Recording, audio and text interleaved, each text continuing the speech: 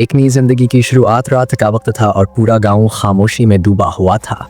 रोशनियों से जगमगाता हुआ घर जहां अंदर एक नई दुल्हन हना अपनी सागरात के ख्वाब सजाए बैठी थी। दिल्हा कामरान बहुत खुश था और जैसे ही वह कमरे में दाखिल हुआ इसकी नजरें हना के चेहरे पर जम गए। मगर जैसे हयास ने कमरे का दरवाजा बंद किया एक अजीब सी सिरदह हवा पूरे कमरे में फैल गई। हना ने अचानक अपने आसपास किसी की सरगोशी सुनी। इसने कामरान की तरफ देखा मगर वो तो खामोश था। सरगोशी फिर से सुनाई, ये तुम्हारा कमरा नहीं है। हना ने घबराकर इधर उधर देखा मगर कमरे में सिर्फ वो दोनों थे। कामरान ने इसे दिलासा दिया कि ये बस इसका वहम है मगर हना की घबराहट कम ना हुई। आईने में नजर आने वाला साया कुछ देर बाद जब हना ने खुद को संवारने के लिए आईने में देखा तो इसे अपने पीछे एक काला साया नजर आया। उसके जिस्म में झरझरी दौड़ गई मगर जब इसने पीछे मुड़कर देखा तो कुछ नहीं था। कामरान, ये जगह अजीब लग रही है, मुझे यहाँ से जाना है, हना ने कांपती आवाज में कहा।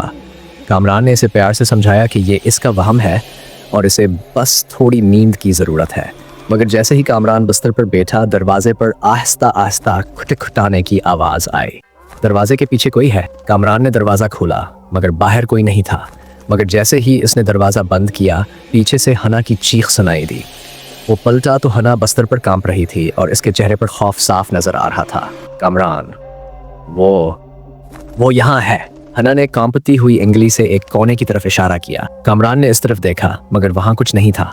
मगर फिर अचानक कमरे का लाइट बल्ब तेजी से जल बुझने लगा और आईने में एक खौफनाक साया नजर आया जो तेजी से उनकी तरफ बढ़ा।